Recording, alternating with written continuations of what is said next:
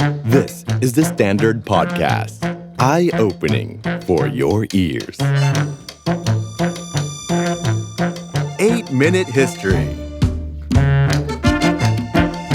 ถ้าเกิดใครเป็นแฟนรายการประวัติศาสตร์8นาทีนะครับคงจะบอกว่าทำไมรายการประวัติศาสตร์8นาทีเนี่ยไม่ค่อยทำประวัติศาสตร์ไทยสักเท่าไหร่เลยนะครับถ้าเกิดว่าทำมาแล้วเนี่ยจะพบว่าแทบจะนับตอนได้มีค่อนข้างจำกัดนะครับสาเหตุหลักๆเลยครับเป็นเพราะว่าคนไทยจำนวนมากเองก็น่าจะรู้จักประวัติศาสตร์ไทยค่อนข้างดีอยู่แล้วครับนอกเหนือไปจากนี้ก็จะมีคนเก่งๆที่ทำคอนเทนต์ที่เป็นประวัติศาสตร์ไทยมาเยอะอยู่แล้วนะครับดังนั้นเลยคิดว่าเราเนี่ยก็ไปทำในสิ่งที่เราอาจจะมีความถนัดมากขึ้นครับแต่ทีนี้ครับพอเรามาลองเรียบเรียงประวัติศาสตร์ไทยอีกครั้งหนึ่งครับโดยเฉพาะยิ่งเลยนะครับประวัติศาสตร์การเมืองนะครับตั้งแต่ปี 1932 ก็คือ 2475 ถ้ามองในแง่ที่เป็นปีคศเนี่ยนะครับเรื่อยมาจะพบว่านับแต่นั้นเป็นต้นมาครับจวบจนปัจจุบันแล้วเนี่ยมีเหตุการณ์ต่างๆเนี่ยเกิดขึ้นมาเยอะแยะมากมายมหาศาลจนกระทั่งเราเองในบางครั้งยังไม่สามารถที่จะเรียบเรียงเหตุการณ์และข้อมูลเหล่านั้นเนี่ยแบบถูกต้องตามลำดับเวลาได้จนกระทั่งทำให้บางครั้งครับพอเรียงลำดับเวลาไม่ได้ก็อาจจะเข้าใจเชิงเหตุผลเนี่ยคลาดเคลื่อนไปบ้างครับอาจจะมีความไม่แม่นยำอยู่บ้างครับจำได้นะครับมีคนเคยถามเฮียว่าตอนที่อาจารย์ป่วยเข้ามาวางรากฐานเศรษฐกิจไทยเนี่ยตรงกับนายกสมัยไหนตอบไม่ได้ครับแล้วมีอีกหลากหลายเหตุการณ์ครับอะไรเกิดก่อนเกิดหลังจำไม่ได้ครับด้วยสาเหตุนี้มานะครับเลยมีแนวความคิดแบบนี้ครับอยากจะเรียบเรียงนะครับประวัติศาสตร์การเมืองไทยแบบเข้าใจง่ายๆพูดง่ายเรียกกันว่าแบบ101 101ครับเหมือนกับที่รายการของเราได้เคยเรียบเรียงประวัติศาสตร์ของภูมิภาคอื่นไปแล้วโดยเฉพาะอย่างยิ่งนะครับตอนที่เราทำประวัติศาสตร์นะครับจีนในยุคปฏิวัติวัฒนธรรมที่เริ่มต้นตั้งแต่การก่อตั้งพรรคคอมมิวนิสต์จีนที่ซินเทียนตี้มหานครเซี่ยงไฮ้พอเราเรียบเรียงตอนนั้นเสร็จปั๊บครับแล้วกลับมาเลยคิดว่าแล้วทำไมเราจึงจะไม่กลับมาเรียบเรียงนะครับประวัติศาสตร์ไทยนับตั้งแต่ยุคเริ่มต้นนะครับการเปลี่ยนแปลงการปกครองก็คือในปี 2475 ซึ่งปีนั้นตรงกับปีรศ150หรือว่าการฉลองนะครับพระนครรัตนโกสินทร์150 ปีในปี 2475 หรือว่า 1932 มาบ้างในสไตล์ที่เป็นประวัติศาสตร์8นาทีกล่าวคือไม่ได้เน้นการรู้ลึกแต่ว่าเน้นรู้เรื่องเน้นการลำดับเวลาที่ถูกต้องพ่วงด้วยการเชื่อมโยงไทม์ไลน์ประวัติศาสตร์ไทยกับประวัติศาสตร์โลกเพื่อให้เราสามารถเข้าใจประวัติศาสตร์ของสยามก็คือชื่อของประเทศไทยนะครับก่อนปี 1939 แล้วก็ประเทศไทยสืบมาจนวันนี้ในบริบทโลกโดยที่ทั้งสองส่วนนั้นมีความเชื่อมโยงกันและกันย้ำนะครับว่าการเรียบเรียงของเราในเอพิโซดจากนี้เนี่ยเราอาจจะไม่เน้นลึกซึ้งครับแต่ว่าเราอยากที่จะให้ภาพรวมครับเหมือนกับเราอ่านสารบัญที่เกี่ยวข้องกับเหตุการณ์ทางการเมืองของไทยเพื่อที่ผู้ติดตามแต่ละท่านนั้นสามารถที่จะนำเอาไปต่อยอดศึกษาหาความรู้ที่มีความลึกซึ้งมากขึ้นมีบทวิเคราะห์ทางการเมืองที่มีความเข้มข้นมากกว่าที่รายการเราสามารถจะทำได้แล้วก็มีความหลากหลายจากงานวิชาการที่ดีๆชิ้นอื่นไปด้วยดังนั้นครับประวัติศาสตร์8นาทีซีรีส์นี้ครับจึงอยากจะขอไล่เลียงประวัติศาสตร์การเมืองไทยเริ่มต้นนะครับนับตั้งแต่รศ150ก็คือช่วงแห่งการเปลี่ยนแปลงการปกครองนะครับสู่ระบอบประชาธิปไตยภายใต้รัฐธรรมนูญที่เราเรียกกันในปัจจุบันว่าระบอบประชาธิปไตยอันมีพระมหากษัตริย์ทรงเป็นประมุขซึ่งณเวลานั้นการเปลี่ยนแปลงก็นำมาโดยคณะราษฎรที่แน่นอนนะครับว่าวิวัฒนาการทางการเมืองในระบอบประชาธิปไตยของไทยนั้นถ้าเกิดว่าเทียบเป็นกราฟไม่ใช่กราฟเส้นตรงนะครับหากแต่มีความล้มลุกคลุกคลานคลุกคลักอยู่เป็นระยะด้วยแต่ทีนี้ครับด้วยจำนวนข้อมูลจำนวนมากมายของการเมืองไทยที่ไม่เคยว่างเว้นจากความสับสนวุ่นวายเลยเพื่อทำให้เอพิโซดเหล่านี้ซีรีส์นี้มีความสมบูรณ์และรอบด้านมากขึ้นครับทางรายการครับเราก็เลยไปขอความอนุเคราะห์เพื่อให้มีการตรวจทานข้อมูลจากสถาบันปรีดีพนมยงค์ครับซึ่งถือได้ว่าเป็นสถาบันทางวิชาการที่มุ่งเน้นการรวบรวมการศึกษาการเผยแพร่ข้อมูลเชิงประวัติศาสตร์และการเมืองอันเป็นแหล่งอ้างอิงสำคัญนะครับที่ช่วยให้การนำเสนอในซีรีส์ของเรานี้มีความถูกต้องและเป็นระบบมากยิ่งขึ้นด้วยนะครับหลายๆครั้งครับรายการของเราเองนะครับได้นำเอาบทความแล้วก็ผลงานวิจัยอันทรงคุณค่านะครับของสถาบันปรีดีพนมยงค์นี้นะครับเข้ามาใช้เป็นแหล่งอ้างอิงอยู่บ่อยครั้งมากๆในครั้งนี้นะครับเราได้รับความกรุณาจากทางสถาบันปรีดีพนมยงค์เป็นอย่างสูงในการช่วยกันตรวจทานโดยเฉพาะยิ่งเลยนะครับทางด้านของหนึ่งในกรรมการบริหารนะครับก็คือคุณปรีดีวิทย์พนมยงค์มาช่วยตรวจทานแล้วก็สอบทานข้อมูลให้งานชิ้นนี้ของเราซีรีส์นี้มีความสมบูรณ์แบบมากขึ้นและสำคัญมากๆนะครับในพูดถึงสถาบันปรีดีแล้วเนี่ยถ้าเกิดเราผู้ติดตามท่านใดมีความสนใจนะครับอยากอ่านข้อมูลนะครับข้อมูลบทความทางวิชาการดีๆนะครับที่เกี่ยวข้องกับประวัติศาสตร์การเมืองเราจะมีการใส่ลิงก์บทความเหล่านี้เอาไว้ใต้คลิปเพื่อที่ทุกท่านจะได้สามารถศึกษางานวิชาการงานวิจัยนะครับในเชิงประวัติศาสตร์การเมืองไทยเชิงลึกจากสถาบันปรีดีพนมยงค์ได้ด้วยเช่นเดียวกันนะครับ ทีนี้ครับด้วยความที่เนื้อหาของซีรีส์นี้ฟังมาแล้วเนี่ยถ้าตั้งต้นตั้งแต่รศ150นี้เนี่ยมาจนปัจจุบันเนี่ยนะครับรศ244แล้วเนี่ยมันยาวนานมากพอสมควรทีเดียวนะครับ80ปี90ปีดังนั้นเนี่ยข้อมูลจะเยอะมากมายทีเดียวดังนั้นครับจึงอยากจะขอเรียบเรียงเป็นเหมือนสารบัญก่อนที่เราจะเดินหน้าไล่เรียงกันไปนะครับบอกว่าเนื้อหาในซีรีส์นี้จะแบ่งออกมาเป็นส่วนๆถ้าเป็นองค์ละครเราจะแบ่งดังต่อไปนี้ครับปฐมบทก่อนเลยก็คือเริ่มต้นการเปลี่ยนแปลงการปกครองรศ150หรือว่าปี 1932 นะครับย้ำนะครับว่าเราจะมีการไล่เรียงข้อมูลประวัติศาสตร์ด้วยการใช้ปีคศคริสตศักราชเป็นหลักเพราะในการเรียบเรียงครับเราจะได้สามารถเชื่อมโยงสิ่งที่เกิดขึ้นในประเทศไทยกับบริบทของโลกได้ง่ายยิ่งขึ้นแต่ขณะเดียวกันเราก็จะมีการใช้ปีพุทธศักราชควบไปด้วยแต่อย่างน้อยที่สุดจะได้สามารถทำให้เรามีความเข้าใจไทยในบริบทโลกได้ด้วยนะครับซึ่งในช่วงเวลาแบบนั้นครับในปฐมบทนี้จะพูดถึงการประนีประนอมเบื้องต้นนะครับกับขั้วอนุรักษ์นิยมในช่วงแรกสู่การวางรากฐานสยามยุคอภิวัตน์นะครับก็คือในทศวรรษ 30 ก่อนมาดูองค์ละครที่2กันบ้างนะครับน่าจะเรียกว่าช่วงเพื่อนรักหักเหลี่ยมโหดซึ่งจะว่าในเรื่องของจุดยืนที่แตกต่างกันครับของ2แกนนำของคณะราษฎรก็คือจอมพลป.พิบูลสงครามและนายปรีดีพนมยงค์ในบริบทสงครามโลกครั้งที่2แล้วก็สงครามมหาเอเชียบูรพาความสัมพันธ์ของทั้งคู่ที่ครั้งหนึ่งครับเคยเป็นสหายร่วมอุดมการณ์แต่กลับเต็มไปด้วยความขัดแย้งทางแนวคิดแล้วก็อำนาจซึ่งบางท่านเรียกว่า frenemies ก็คือความสัมพันธ์ของเพื่อนที่กลายเป็นศัตรูสถานการณ์ในช่วงนี้ครับปูพื้นไปสู่การพลวัตทางการเมืองในทศวรรษที่ 50 ต่อไปที่เริ่มมีความพยายามในการต่อต้านอำนาจของจอมพลป.พิบูลสงครามซึ่งตอนนั้นดำรงตำแหน่งเป็นนายกรัฐมนตรีสมัยที่2ด้วยนะครับถัดมาครับจุดเปลี่ยนทางการเมืองสำคัญนะครับที่เกิดขึ้นในปีพ.ศ. 2490 ครับซึ่งในตอนนั้นเองจอมพลผินชุนทวันร่วมกันกับฝ่ายอนุรักษ์นิยมแล้วก็จอมพลป.พิบูลสงครามทำการรัฐประหารโค่นล้มรัฐบาลหลวงทำรงนาวาสวัสดิ์แล้วก็มีการยกเลิกรัฐธรรมนูญประชาธิปไตยฉบับปีพ.ศ.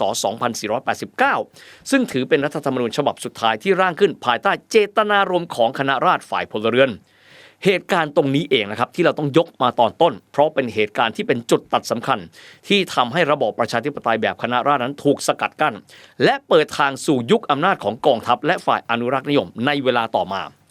ดูองค์ที่3ครับเป็นจุดพลิกผันในช่วงปลายทศวรรษ 1950 ไปสู่ยุค 1960 ครับที่มีสายอนุรักษ์นิยมอย่างจอมพลสฤษดิ์ธนรัตน์ซึ่งจริงๆแล้วเนี่ยหลายคนฟังชื่อท่านคิดว่าท่านดำรงตำแหน่งนานมากนะครับจริงท่านดำรงตำแหน่งแค่6ปีแค่นั้นเองนะครับซึ่งจุดนั้นเอง6ปีแค่นั้นแต่กลับกลายเป็นไดนามิกใหม่ในสังคมไทยครับไม่เพียงแต่ในเชิงการเมืองครับแต่ในด้านเศรษฐกิจรวมถึงแผนพัฒนาการเศรษฐกิจและสังคมฉบับที่1ในปีนั้นตรงกับปีผู้ใหญ่ลีตีกองประชุมนะครับ2504นะครับหรือว่า1961ครับ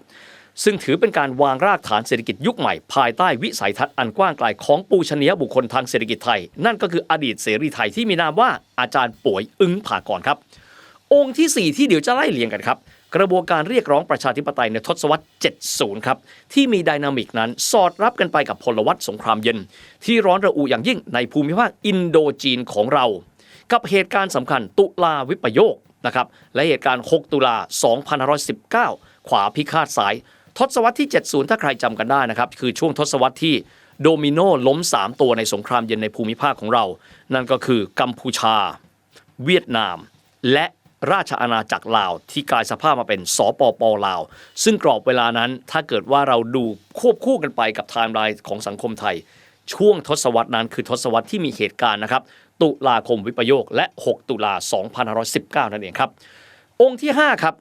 การเมืองไทยหลัง6ตุลาคมที่เดินหน้าสู่ดุลยภาพใหม่ที่เรียกกันว่าประชาธิปไตยครึ่งใบภายใต้รัฐธรรมนูญปี 2521 นะครับกับช่วงเวลาเศรษฐกิจเติบโตก้าวกระโดดในยุคโชติช่วงชัชวาลที่ตอนนั้นครับเศรษฐกิจมวลรวมประชาชาติหรือว่า GDP บ้านเราเติบโตประมาณ 9% 10% ติดต่อกันหลายปีและพร้อมที่จะทะยานเป็นเสือตัวที่5ของภูมิภาคเอเชียของเราจากนั้นครับเป็นช่วงต่อมาที่จะไล่เลียงถึงช่วงของการเผชิญเหตุการณ์ความวุ่นวายทางการเมืองนั่นก็คือพฤษภาธมิฬ 1992-2535 ก่อนที่ประชาธิปไตยจะกลับมาเบ่งบานอีกครั้งหนึ่งพร้อมกับการร่างรัฐธรรมนูญฉบับประชาชนหรือว่ารัฐธรรมนูญปี 2540 หรือว่า 1997 ถ้าเกิดฟังคำนี้รัฐธรรมนูญฉบับนี้เนี่ย ถูกประกาศใช้ในปีเดียวกันกับช่วงของต้มยำกุ้งนั่นเองนะครับซึ่งตรงนั้นเองเป็นหมุดหมายสำคัญทางการเมืองหมุดหมายที่ไล่เรียงไปตรงนี้ครับเป็นเหมือนกับอะไรครับเป็นเหมือนกับสารบัญของเนื้อหาในซีรีส์นี้บางตอนเองเราอาจจะไม่ได้ลงรายละเอียดเยอะนักเพราะรายการก็บอกนะประวัติศาสตร์8นาทีถึงแม้ก็จะลักไก่แล้วก็หลายนาทีไปนานแล้วนะฮะแต่ว่าอาจจะไม่ได้ลงรายละเอียดเยอะนะครับแต่ว่าบางส่วนเองนะครับอาจจะมีการใส่รายละเอียดตามความเหมาะสมบางส่วนเองอาจจะมีจังหวะ fast forward ครับเพราะว่าพอเข้ามายุคใกล้ก็มั่นใจนะครับว่าผู้ฟังที่เป็น Generation X Generation Y ก็น่าจะมีประสบการณ์ตรงที่ผูกพันกับเหตุการณ์เหล่านั้นอยู่แล้วทางรายการเน้นย้ำนะครับว่าเอพิโซดเหล่านี้จะเป็นเหมือนกับประวัติศาสตร์การเมืองไทย101ครับอยากจะเรียบเรียงไทม์ไลน์ให้มีความถูกต้องแม่นยำทบทวนความเข้าใจทำให้คนไทยสามารถเข้าใจลำดับเหตุการณ์ทางการเมืองให้กับทุกคนด้วย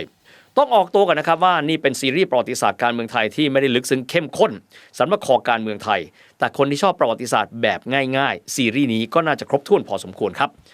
อย่างที่ย้ำนะครับเราจะไล่เรียงกันแบบที่เป็นปีคริสตศักราชเป็นหลักเพื่อที่จะได้เข้าใจนะครับไทยในบริบทของโลกเราจะเริ่มกันนะครับที่ปี2475ในปีนั้นถ้าเป็นปีฝรั่ง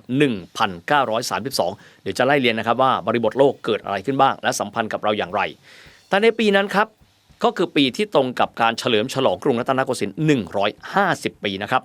ทีนี้ถ้าเกิดว่ามองจากมุมของคนที่รักประวัติศาสตร์ครับเหตุการณ์ที่เกิดขึ้นสมมุติการเปลี่ยนแปลงการปกครอง2475เวลาจะเกิดครับย่อมจะต้องมีเหตุปัจจัยที่เกิดขึ้นมาในช่วงเวลาก่อนหน้านั้น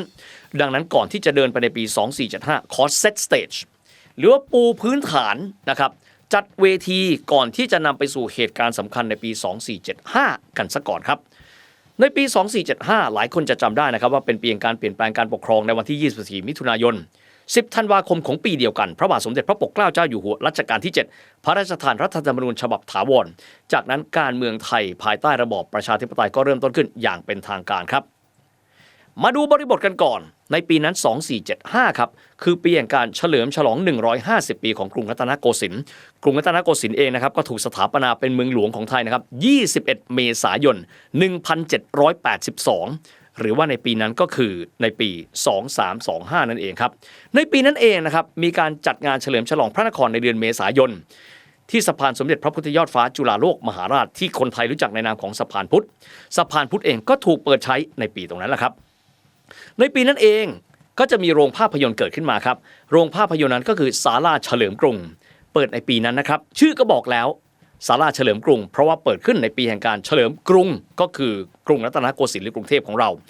นอกจากนี้ครับเป็นปีที่ประเทศไทยนั้น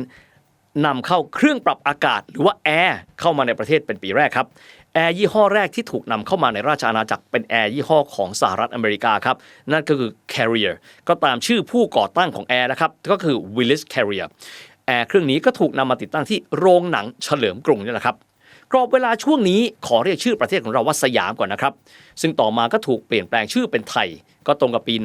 1939เราเปลี่ยนชื่อจากสยามเป็นไทยก่อนหน้าสงครามโลกครั้งที่2ระอุขึ้นประมาณ3เดือนด้วยกันครับเราจะได้พอจำได้นะครับสถานการณ์เปลี่ยนชื่อสยามเป็นไทยนะครับก็เปลี่ยนโดยนายกรัฐมนตรีคนที่3ของบ้านเราก็คือจอมพลป.พิบูลสงครามนั่นเองครับอย่างที่บอกเราเปลี่ยนชื่อนะครับในช่วงเดือนมิถุนายนของปี1939 2482และ3เดือนหลังจากนั้นถ้าเกิดเรามองกับไทม์ไลน์ของโลก3เดือนหลังจากนั้นสงครามโลกครั้งที่2อุบัติขึ้นในวันที่1กันยายนของปีเดียวกันกับที่ประเทศสยามนั้นเปลี่ยนชื่อมาเป็นไทยจากการรุกรานโปแลนด์ด้วยสงครามสายฟ้าแลบของนาซีเยอรมันครับเราไปดูบริบทของการเปลี่ยนแปลงการปกครองก่อนครับสยามในกรอบเวลาก่อนหน้านั้นคือช่วงเวลาที่โลกตะวันตกเริ่มต้นขยายอิทธิพลเข้ามาในภูมิภาคของเราเอเชียตะวันออกเฉียงใต้โดยเฉพาะยิ่งครับในรัชสมัยของรัชกาลที่4พระบาทสมเด็จพระจอมเกล้าเจ้าอยู่หัวและรัชกาลถัดมาก็คือพระบาทสมเด็จพระจุลจอมเกล้าเจ้าอยู่หัวช่วงนั้นเองประเทศไทยก็เริ่มต้นพัฒนาสยามให้เป็นประเทศที่ทันสมัยนอกเหนือไปจากการที่พระองค์นั้นจะมีการส่งพระโอรสไปศึกษาต่อที่นานาอารยประเทศการวางรากฐานการศึกษาไทยการก่อตั้งโรงเรียนสำหรับข้าราชการไปแล้วยังมีการส่งคนเก่งระดับหัวกะทิไปศึกษาต่อที่ต่างประเทศด้วยทางนี้ก็เพื่อเป็นการนำเอาความรู้กลับมาพัฒนาสยามประเทศด้วยครับที่ฝรั่งเศสครับมีคนไทย2คนครับได้แก่ร้อยโทประยูนพมรมนตรีซึ่งณเวลานั้นครับก็เป็นเจ้าหน้าที่นะครับของกองทัพบก ซึ่งถือได้ว่าเป็นหนึ่งในทหารรักษาพระองค์นะครับของพระบาทสมเด็จพระมงกุฎเกล้าเจ้าอยู่หัวรัชกาลที่ 6ตอนนั้นเองได้คุยกับนายปรีดีพนมยงค์ซึ่งกำลังศึกษาอยู่ที่มหาวิทยาลัยปารีส Université de Paris พูดคุยกันเรื่องการเปลี่ยนแปลงสยามให้เป็นราชาธิปไตยภายใต้รัฐธรรมนูญต่อมาครับทั้งสองท่านนี้ก็ได้ชักชวนร้อยโทแปลกขีตสังฆะซึ่งเป็นนักเรียนทุนที่ศึกษาที่โรงเรียนทหารปืนใหญ่ในฝรั่งเศสหรือว่า École d'application de artillerie France มาหารือเพิ่มเติมจาก 2 ตอนนี้เป็น 3 คนละต่อมาครับในปี 1927 ซึ่งตอนนั้นเองตรงกับปีที่ 3 แห่งรัชสมัยพระบาทสมเด็จพระปกเกล้าเจ้าอยู่หัวรัชกาลที่ 7 ทั้ง 3 ท่านนี้ครับร่วมด้วยข้าราชการและนักเรียนไทยสายพลเรือนและสายทหารอีก 4 คนก็เลยรวมออกมาเป็น 7 คนครับได้แก่ร้อยโททัศนัยมิตรภักดีนักเรียนโรงเรียนทหารมา École de Cavaliers Sameurs ที่ฝรั่งเศสนายตั้วและพานุกรมนักเรียนผู้ศึกษาวิทยาศาสตร์ที่สวิตเซอร์แลนด์หลวงสิริราชมัยตรีนักการทูตที่สถานเอกอัครราชทูตไทยในกรุงปารีสนายแนบพหลโยธินนักเรียนไทยผู้ศึกษากฎหมายที่อังกฤษและทำงานอยู่ในหลายประเทศในยุโรปกลุ่มบุคคลเหล่านี้ครับ7 คนนะครับได้มีการรวมตัวกันที่โรงแรมแห่งหนึ่งบนถนนRue de Sommerardที่ปารีสอันที่จริงแล้วเนี่ยมีอีก1 คนที่ถือว่าเป็นคนกลุ่มแรกๆนะครับนอกเหนือไปจาก7 คนคณะก่อการนี้ชายคนนี้ครับต่อมาเป็นนายกรัฐมนตรีของไทยด้วยเรียนวิชาวิทยาศาสตร์ที่ฝรั่งเศสด้วยทุนของครอบครัวตัวเองก็แสดงว่าเป็นครอบครัวที่มีฐานะครับเรียกว่าเป็นคนวงในนะครับของ7 คนนี้แต่ว่าถูกกันออกมาไม่ได้กลายเป็น7 คนแต่เรียกว่าเป็นคนในวงในก็ว่าได้นะครับแล้วเวลาที่มีการประชุมกันเนี่ยชายคนนี้จะถูกเพื่อนๆบอกว่าให้ไปดูต้นทางเพราะการประชุมเนี่ยมีความลับสูงชายคนนี้ว่ากันว่านะครับรูปร่างสูงโย่งเป็นคนตลกขบขันชายคนนี้ต่อมาเป็นนายกรัฐมนตรีของไทยอีกคนหนึ่งมีชื่อว่านายควงอภัยวงศ์ครับนายควงเองเนี่ยไม่ได้อยู่ในกลุ่ม7 คนแรกนะครับแต่ว่ามีความสำคัญตลอดมาครับก็เหมือนกันนะครับกับร้อยโทแปลกขีตสังฆะที่ต่อมาก็คือหลวงพิบูลสงครามก็คือจอมพลป.นี่แหละครับนายกรัฐมนตรีคนที่3ของไทยนะครับแล้วก็นายปรีดีพนมยงค์ที่ต่อมาก็คือว่าทั้ง3 คนนี้เป็นนายกรัฐมนตรีของไทยส่วนใครจะมาก่อนมาหลังนะครับมีความพลิกผันยังไงเดี๋ยวค่อยว่ากันนะครับทีนี้ครับ2 ท่านก็คือร้อยโทแปลกขีตสังฆะก็คือจอมพลป.ในอนาคตนะครับกับนายปรีดีพนมยงค์2 ท่านนี้ถือเป็นบุคคลหลักที่ขับเคลื่อนประวัติศาสตร์การเมืองไทยในทศวรรษ 40 และ 50 เริ่มต้นในฐานะของบุคคลที่มีอุดมการณ์ทางการเมืองร่วมกันและต้องการสร้างระบอบการเมืองใหม่ในสยามประเทศแต่ต่อมาครับทั้ง2 คนนี้มีความเห็นแตกต่างกันไปคนละทิศคนละทางความขัดแย้งตรงนี้จากเพื่อนกลายเป็นคู่แข่งทางการเมืองเป็นคู่ขัดแย้งทางการเมืองจึงกลายมาเป็นไดนามิกที่ขับเคลื่อนการเมืองไทยในทศวรรษต่อมาด้วยจะบอกตรงนี้ก่อนนะครับว่าสงครามโลกครั้งที่2เป็นจุดที่ทำให้2 คนนี้เริ่มต้นมีความคิดที่แตกต่างกันและมีการขับเคลื่อนการเมืองในรูปแบบที่แตกต่างกันไปด้วยแต่เบื้องต้นครับทั้ง2 เองก็ล้วนแต่มีความรักชาติครับและต้องการพัฒนาสยามให้ทัดเทียมนานาอารยประเทศอาจจะแตกต่างกันไปนะครับในเรื่องของวิธีการและอุดมคติทางการเมืองนายปรีดีพนมยงค์เองครับมุ่งเน้นระบอบประชาธิปไตยบนพื้นฐานของสันติวิธีเสรีภาพและความเสมอภาคของราษฎรในขณะที่จอมพลป.พิบูลสงครามให้ความสำคัญกับอุดมการณ์ชาตินิยมอย่างเข้มข้นและใช้กลไกรัฐเป็นเครื่องมือสร้างเอกภาพและอำนาจของชาติซึ่งได้รับอิทธิพลบางประการจากแนวความคิดรัฐนิยมและฟาสซิสต์ในยุโรปยุคนั้นปักหมุดไว้ตรงนี้ก่อนมาดูประวัติของแต่ละท่านกันบ้างครับร้อยโทแปลกขีตสังฆะเป็นชาวนนทบุรีครับเกิดปี 2440 ก็คือ 1897 นะครับปีนั้นถ้าใครจำประวัติศาสตร์ไทยได้คือปีที่รัชกาลที่ 5 พระบาทสมเด็จพระจุลจอมเกล้าเจ้าอยู่หัวเนี่ยเสด็จประพาสยุโรปครั้งที่1ด้วยนะครับในขณะที่นายปรีดีพนมยงค์เป็นชาวจังหวัดพระนครศรีอยุธยาปีเกิด 1900 พอดีเลยก็มีความหมายว่านายปรีดีพนมยงค์นั้นอายุน้อยกว่าร้อยโทแปลกขีตสังฆะอยู่3 ปีด้วยกันในการเปลี่ยนแปลงนะครับสยามในเดือนมิถุนายน 1932 หรือว่า 2475 นะครับตอนนั้นถามว่าทั้งคู่อายุเท่าไหร่ตอนนั้นหลวงพิบูลสงครามก็คืออดีตร้อยโทแปลกขีตสังฆะอายุ 35 ปีช่วงเปลี่ยนแปลงการปกครองนะครับในขณะที่นายปรีดีอายุ 32 ปีเราจะได้พอเห็นภาพอายุของคนกับช่วงเวลาสำคัญของประเทศไทยและช่วงเวลาสำคัญของพวกเขาทีนี้ช่วงแรกของการเปลี่ยนแปลงการปกครองเป็นราชาธิปไตยภายใต้รัฐธรรมนูญนั้นน่าสนใจครับที่ว่าคณะราษฎรนั้นไม่ได้ให้ผู้นำคณะราษฎรคือพระยาพหลพลพยุหเสนาหรือนายพจน์พหลโยธินนะครับเป็นหัวหน้ารัฐบาลนะครับซึ่งตอนนั้นนี้เนี่ยเขาเรียกกันว่าประธานคณะกรรมการราษฎรไม่เลือกนายพจน์พหลโยธินนะครับแต่ว่าเลือกที่จะมีการประนีประนอมกับระบอบเดิมก่อนด้วยการให้พญามโนปกรณ์นิติธาดาหรือชื่อเดิมว่า ก้อนฮูตสิงห์ดำรงตำแหน่งเป็นนายกรัฐมนตรีครับและเลือกเจ้าพระยาสุรศักดิ์มนตรีหรือว่านายสนั่นเทพหัสดินณอยุธยาซึ่งเป็นขุนนางในระบอบเดิมเป็นประธานรัฐสภาและสภาผู้แทนราษฎรก่อนมีความหมายว่าเปลี่ยนแปลงการปกครองไปแล้วแต่ว่ายังคงใช้ขุนนางในระบอบเก่าเป็นทั้งประมุขฝ่ายบริหารและประมุขฝ่ายนิติบัญญัติไปก่อนครับ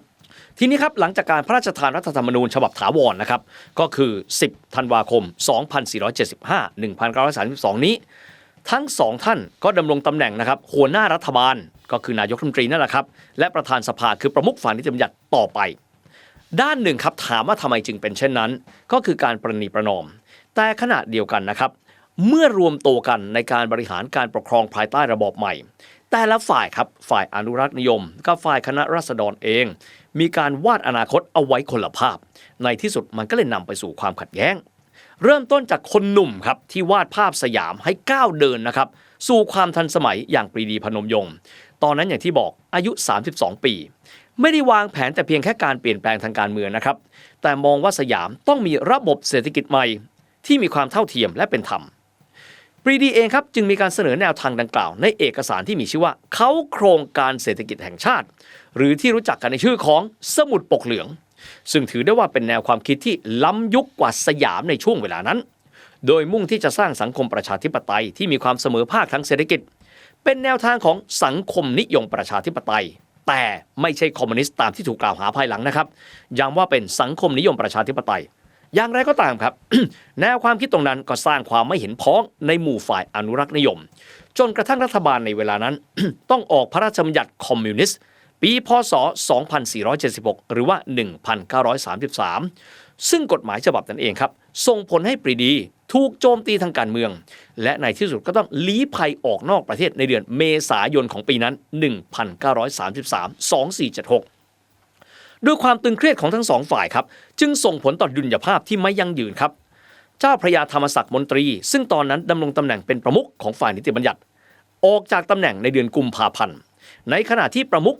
ฝ่ายบริหารก็คือพระยามโนปกรณ์นิติธาดานายกรัฐมนตรียึดอำนาจของตนเองและตราพระราชกฤษฎีการะงับการใช้รัฐธรรมนูญกล่าวคือต้องการนำสังคมสยามกลับไปสู่ระบอบเก่าเพื่อเป็นการตอบโต้แนวทางในการที่จะพาสยามกลับไปสู่ระบอบเก่าครับของพญามโนปกรณ์นิติธาดาที่ตอนนั้นมีการสั่งปิดสภาผู้แทนราษฎรและงดใช้รัฐธรรมนูญบางมาตราอันเป็นการละเมิดเจตนารมณ์ของการเปลี่ยนแปลงการปกครองตรงนี้แหละครับพญาพหลพลพยุหเสนาซึ่งเป็นผู้นำคณะราษฎรจึงได้มีการนำคณะราษฎรนั้นเข้าไปทำการรัฐประหาร 20 มิถุนายนของปี 1933 กล่าวคือ 1 ปีหลังจากการเปลี่ยนแปลงการปกครองไปแล้วเพื่อเป็นการฟื้นฟูระบอบประชาธิปไตยภายใต้รัฐธรรมนูญเหตุการณ์ครั้งนั้นเองครับทำให้สยามเองก็เลยมีนายกรัฐมนตรีคนที่2ภายหลังการเปลี่ยนแปลงการปกครองแค่ปีเดียวเท่านั้นนะครับคนแรกพญามโนปกรณ์นิติธาดาคนที่2ก็คือพระยาพหลพลพยุหเสนาซึ่งเข้าไปบริหารประเทศแทนที่รัฐบาลของพระยามโนปกรณ์นิติธาดาตั้งแต่มิถุนายนของปี 1933 หรือปี 2476 นั่นแหละครับตรงนั้นเองครับก็เลยทำให้ปรีดีพนมยงค์นั้นได้กลับมายังประเทศไทยอีกครั้งหนึ่งและตอนนั้นเองดำรงตำแหน่งสำคัญในคณะรัฐมนตรีหลายกระทรวงเลยทั้งรัฐบาลชุดของพระยาพหลรวมถึงยุคต่อมาซึ่งเพื่อนของตนเองก็คือหลวงพิบูลสงครามที่คุ้นเคยกันตั้งแต่อยู่ฝรั่งเศสนั่นแหละครับนั่นก็คือรัฐบาลถัดมาก็คือรัฐบาลจอมพลป.นั่นแหละครับติ่งเอาไว้นี่นะครับว่าในปีนั้น 1933 ครับเรามาดูบริบทโลกกันบ้างครับว่า 1933 นี้เนี่ยบริบทโลกเกิดอะไรขึ้น 1933 ครับก็คือ 4 ปีหลังจากฟองสบู่แตก The Great Depression ฟองสบู่แตกที่ Wall Street นิวยอร์กส่งผลให้เฮอร์เบิร์ต ฮูเวอร์ประธานาธิบดีสหรัฐเนี่ยพ่ายแพ้การเลือกตั้งในอีก 4 ปีต่อมานั่นก็คือในปี 1933 ที่สหรัฐอเมริกาได้ประธานาธิบดีคนใหม่ก็คือแฟรงค์เดลาโน รูสเวลต์ที่ตอนนั้นเนี่ยรูสเวลต์ดำรงตำแหน่งยาวนานต่อมาอีก 12 ปีนะครับแล้วก็คร่อมช่วงเวลาของสงครามโลกครั้งที่ 2ในปีนั้นครับ 1933 ครับเป็นปีที่มีการเปลี่ยนแปลงสำคัญนะครับในเยอรมนีครับในปีนั้นเองอดอล์ฟ ฮิตเลอร์ผู้นำพรรคการเมืองที่ชนะการเลือกตั้งได้คะแนนเสียงสูงสุดในสภาไรช์ตาก2 ครั้งภายใต้พรรคนาซีนั่นแหละครับก้าวขึ้นมาเป็นผู้นำรัฐบาลผสมและตั้งตนเองนะครับกลายมาเป็นนายกรัฐมนตรีเยอรมันก็คือไรส์คันซเลอร์ภาพบรรลือโลกนะครับ ที่เขาสัมผัสมือกับประธานาธิบดีจอมพลพาลฟอนฮินเดนบวกคือภาพประวัติศาสตร์ของโลกครับเพราะหลังจากปีนั้น 1933 ตัวเขาอดอล์ฟ ฮิตเลอร์คือผู้นำพาโลกเข้าสู่สงครามโลกที่จะส่งผลกระทบต่อไทยการเมืองของไทยการเมืองของสยามดังที่จะไล่เลียงต่อไปครับในกรอบเวลาเดียวกันไม่พูดไม่ได้ญี่ปุ่นครับมหาอำนาจของเอเชียในเวลานั้นถือว่าเป็นจักรวรรดิที่ฉายแสงเจิดจรัสในภูมิภาคเอเชียตะวันออกไกลเข้าครอบครองพื้นที่แมนจูเรียของจีนสถาปนาพื้นที่ดังกล่าวเป็นแมนจูกัววางแผนขยายอำนาจลงใต้ครอบงำจีนทั้งประเทศสถาปนาพื้นที่ที่เรียกว่ามหาเอเชียบูรพาภายใต้การปฏิบัติการของกองทัพกวานตุงของญี่ปุ่นที่จะส่งผลกระทบต่อการเมืองไทยเช่นเดียวกันดังนั้นในปี 1933 ครับมีเหตุการณ์ในประเทศไทยแต่ขณะเดียวกันบริบทโลกก็สั่นสะเทือนไม่น้อยทีเดียวกลับมาที่การเมืองไทยกันบ้างครับพระยาพหลพลพยุหเสนาท่านเกิดปี 1887 นะครับพูดง่ายๆท่านอายุมากกว่าจอมพลป.พิบูลสงครามเนี่ย10 ปีและแก่กว่าอาจารย์ปรีดีเนี่ย13 ปีพอเราเห็นภาพจะได้รู้นะครับใครอายุมากขนาดไหนนะครับตอนนั้นท่านดำรงตำแหน่งนายกรัฐมนตรีนะครับรวมทั้งสิ้นก็5 ปีตั้งแต่ปี 1933 เป็นต้นมานะครับจนกระทั่งถึงธันวาคม 1938 5 ปีหลังจากนั้นครับท่านลงจากตำแหน่งนายกรัฐมนตรีและให้นายทหารรุ่นน้องของท่านในคณะราษฎรก็คือหลวงพิบูลสงครามเข้าไปดำรงตำแหน่งนายกรัฐมนตรีแทนในปลายปี 1938 เกร็ดนิดหนึ่งนะครับอายุของพญาพหลนายกรัฐมนตรีคนที่2นะครับของไทยกับจอมพลป.หรือหลวงพิบูลสงครามในเวลานั้นท่านห่างกัน10 ปีแต่หลวงพิบูลสงครามนะครับเป็นรุ่นน้องของพญาพหลในโรงเรียนทหารเพียงแค่2 ปีแค่นั้นเองน่าจะเรียนเร็วหรือไม่ก็อีกอย่างก็คืออีกฝ่ายนึงก็เรียนช้าแน่นอนว่าในช่วงเวลา5 ปีในยุคแรกเริ่มของระบอบใหม่ของสยามสถานการณ์บ้านเมืองตอนนั้นก็ไม่ค่อยมั่นคงแล้วครับก็มีผู้ก่อการเคลื่อนไหวต่อต้านคณะราษฎรอยู่เนืองๆโดยหนึ่งในนั้นก็คือกบฏบวรเดชครับอันเป็นการเคลื่อนไหวทางการเมืองเพื่อที่จะรื้อฟื้นระบอบสมบูรณาญาสิทธิราชย์ตอนนั้นถือว่าเป็นการก่อการนะครับความพยายามทางการเมืองเป็นครั้งแรกในยุคของพระยาพหลพลพยุหเสนาเหตุการณ์สำคัญในกรอบเวลาตรงนั้นในบ้านเราครับคือในปี 1935 ครับพระเจ้าอยู่หัวประชาธิปกรัชกาลที่ 7 ทรงสละราชสมบัติรัฐสภาไทยในยุคของพระยาพหลจึงเลือกพระองค์เจ้าอานันทมหิดลซึ่งเป็นโอรสของสมเด็จเจ้าฟ้ามหิดลอดุลยเดชเป็นผู้สืบราชสันตติวงศ์ด้วยพระชนมายุ 9 พรรษาพระองค์ครับจึงเป็นยุวกษัตริย์และจะต้องมีคณะผู้สำเร็จราชการแผ่นดินแทนที่สำหรับพระองค์และพระชนนีก็คือสมเด็จพระศรีนครินทราบรมราชชนนีที่เรารู้จักกันในนามของสมเด็จย่าเนี่ยครับและพระเชษฐภักคินีและพระอนุชาตอนนั้นยังทรงประทับอยู่ที่เมืองโลซานประเทศสวิตเซอร์แลนด์เพื่อทำการศึกษาอยู่นะครับการปกครองในช่วงเวลาดังกล่าวครับคือช่วงเวลาที่คณะราษฎรนั้นวางรากฐานสังคมสยามสมัย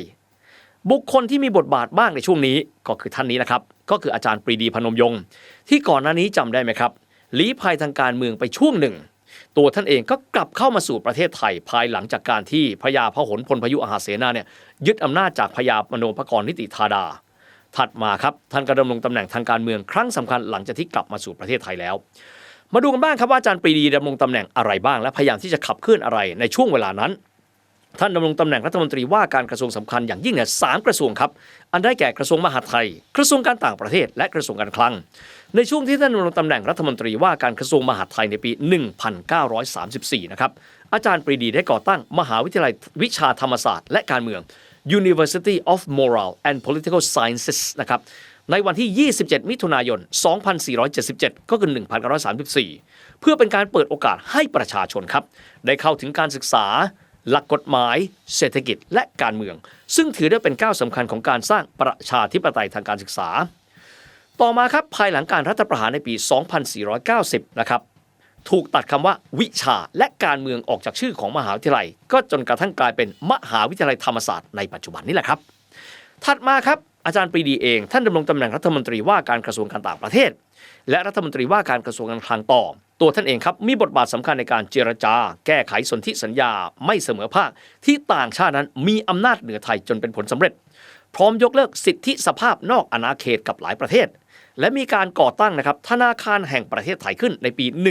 1939 ก็คือในปี 2482 มีการปูพื้นฐานการเก็บภาษีก้าวหน้า progressive taxation เพื่อสร้างความเท่าเทียมแทนที่แบบถอยหลังหรือว่า regression แบบเดิมมีการจัดทำประมวลรัษฎากรฉบับแรกของไทย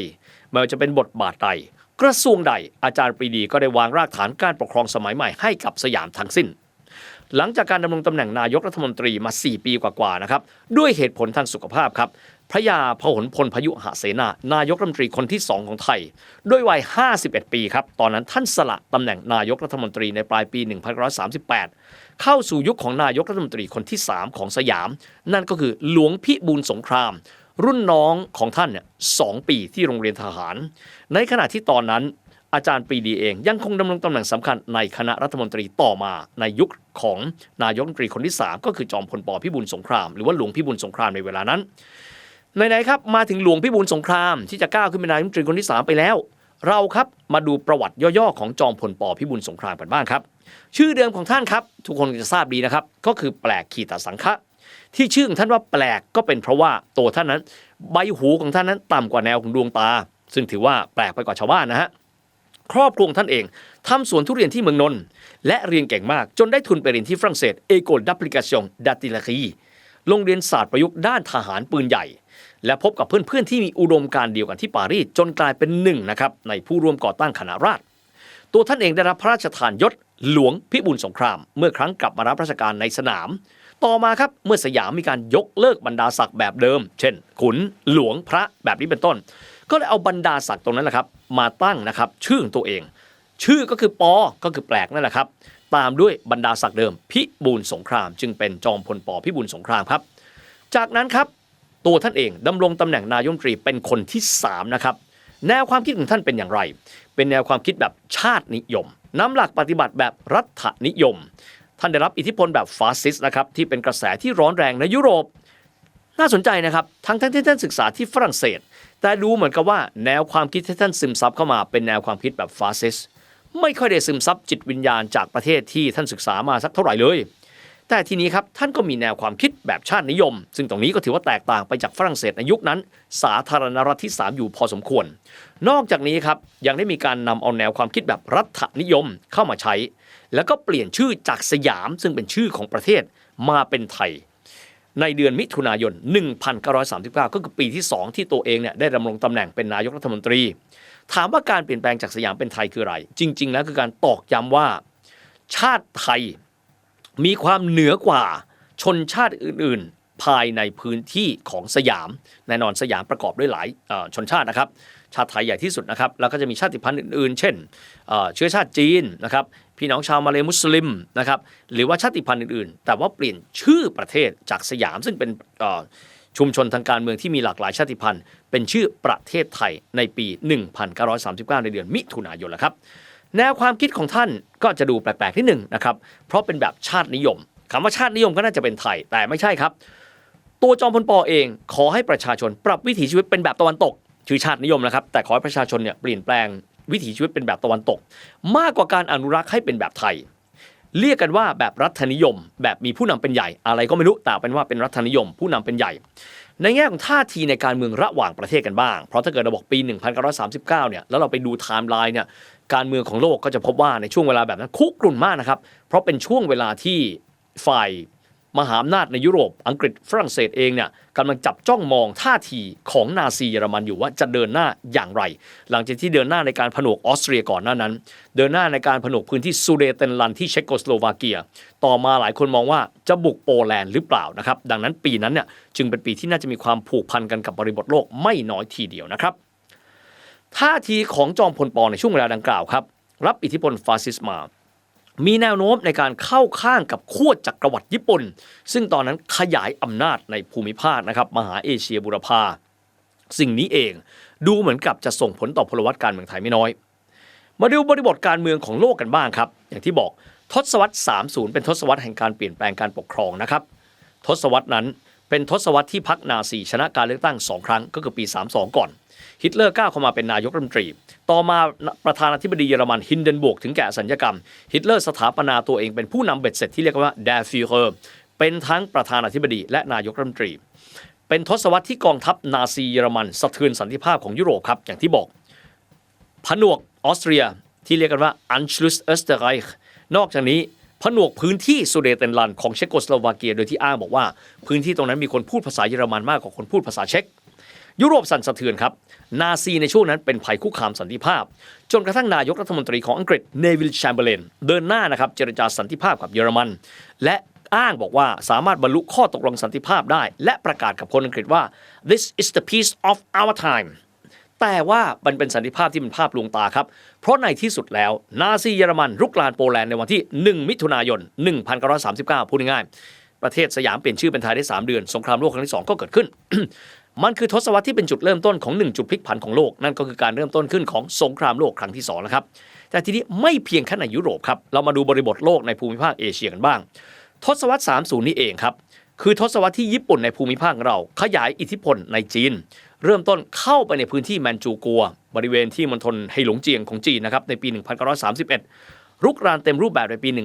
1937จากปักกิ่งยกทัพลงใต้มาที่เซี่ยงไฮ้หวังพิชิตรัฐบาลเจียงไคเชกที่นานกิงซึ่งตอนนั้นเองครับเจียงไคเชกต้องหนีไปตั้งหลักที่นครฉงชิ่งในปีตรงนั้นเองครับท่ามกลางแรงสั่นสะเทือนของโลกทั้งยุโรปและเอเชียนายกรัฐมนตรีของไทยเองก็คือหลวงพิบูลสงครามก็คือจอมพลป.พิบูลสงครามโน้มเอียงไปทางฟาสซิสต์เอียงเข้าหาญี่ปุ่นในขณะที่อีกคนล่ะครับหลวงประดิษฐ์มนูธรรมหรือว่าอาจารย์ปรีดีพนมยงค์ล่ะมองอย่างไรท่านมองต่างครับเพราะต้องการให้ไทยนั้นดำรงตนเป็นกลางนี่คือรอยปริแตกนะครับของการไร้เอกภาพของแกนนำคณะราษฎรซึ่งตรงนั้นเองครับจะส่งผลกระทบต่อไดนามิกไทยในทศวรรษต่อมาหลังสงครามโลกครั้งที่2แล้วรอยปริแตกตรงนี้มันนำไปสู่ความบาดหมางจากเพื่อนกลายเป็นคู่ขัดแย้งทางการเมืองที่เป็นพลวัตในการผลักดันการเมืองไทยในทศวรรษต่อมาจนกระทั่งนำมาสู่วันนี้ได้อย่างไรเดี๋ยวตอนหน้ามาตามกันครับ The Standard Podcast Eye Opening for your ears